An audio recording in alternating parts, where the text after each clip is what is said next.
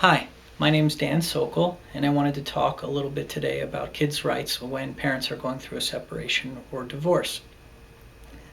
The most important thing to discuss with kids that are going through a separation or divorce in their family is how they're feeling, their experience of it, and what they're thinking.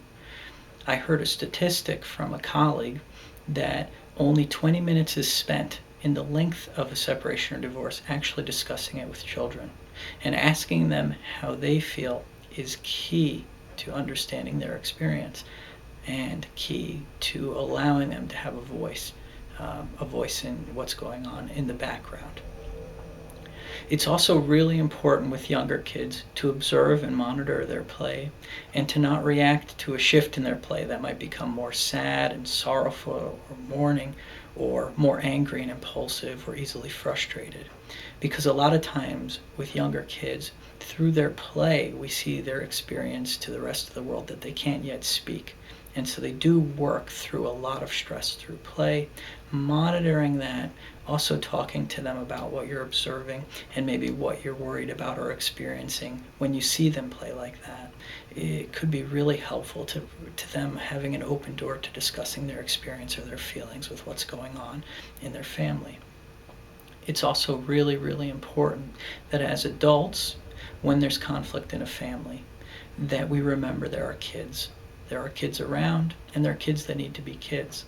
Oftentimes in divorce and separation, one parent will complain or vent about another, and because there's not that other adult in the home anymore, sometimes kids are the recipient of the role of being the confidant, hearing the parent vent about the other parent, and these are really, really important things to monitor because it's really tough on parents to go through conflict and to be in a home with kids and to not talk about it and to not vent.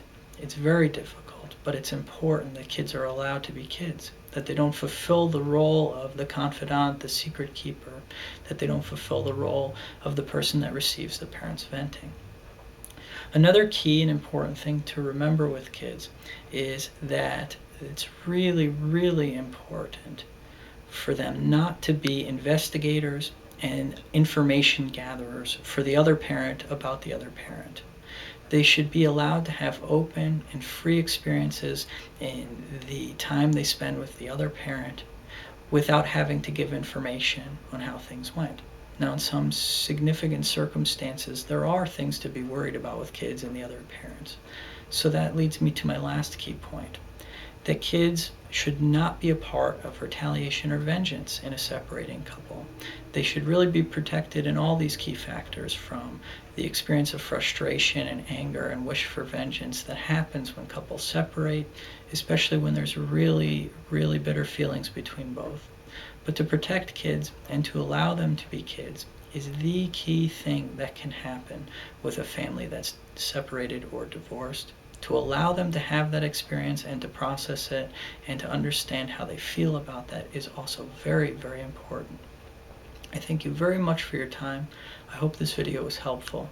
If you have any further questions or would you like to reach out to me or have wish to be a patient or to have a presentation, I can be reached via my website's contact form, and don't hesitate to look at my website as well for helpful videos and other information about my practice at www.danielsokol.com. That's DANIEL, Sokol, SOKAL.com. Thank you and take care.